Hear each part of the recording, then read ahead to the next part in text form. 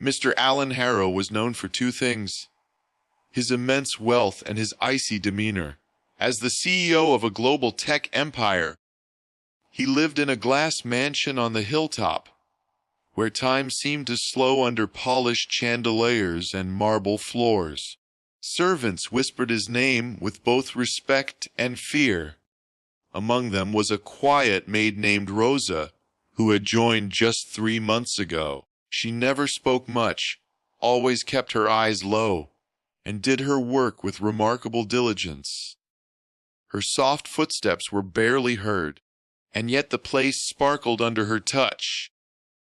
One Wednesday afternoon, Alan returned home earlier than usual, exhausted from a heated board meeting.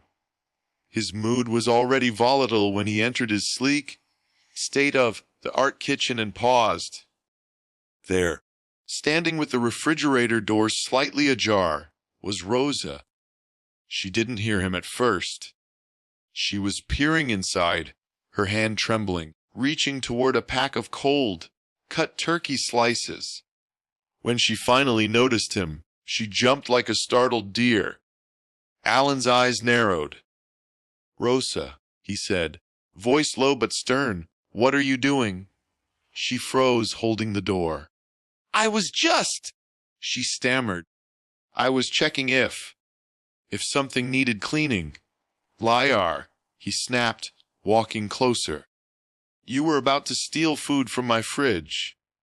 Rosa opened her mouth to explain, but no words came out.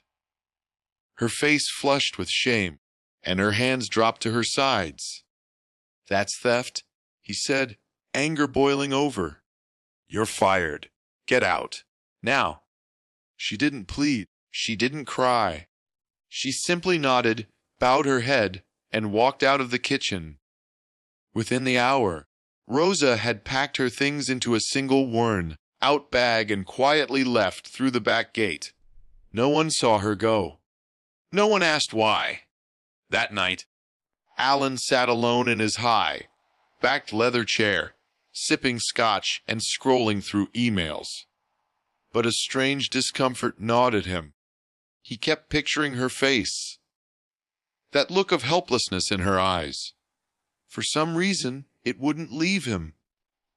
But he shoved the thought aside. Rules were rules. Integrity was everything. The next morning, the head butler approached Alan nervously. "Sir," he said hesitantly, "Rosa left something behind. I thought you should know." Alan waved his hand dismissively. "Throw it away."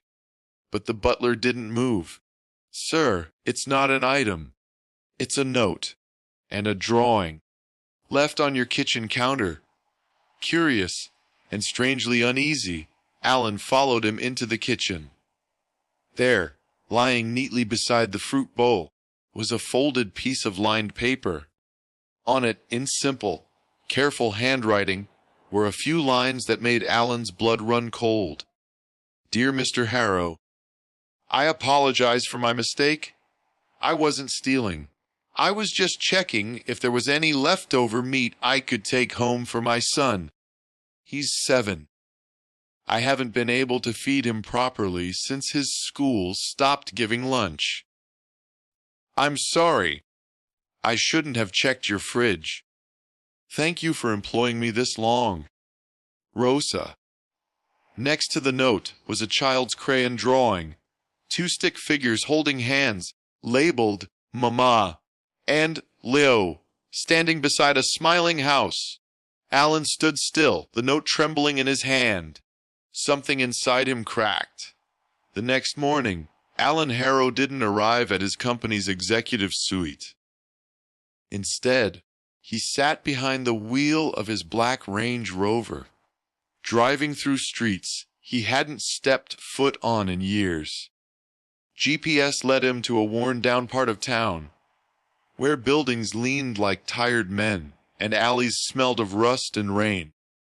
He parked outside a crumbling apartment block and climbed the stairs until he found the number Rosa had listed on her job application. He knocked once. Then again. The door creaked open. Rosa stood there, pale and startled, her son Leo peeking shyly from behind her legs.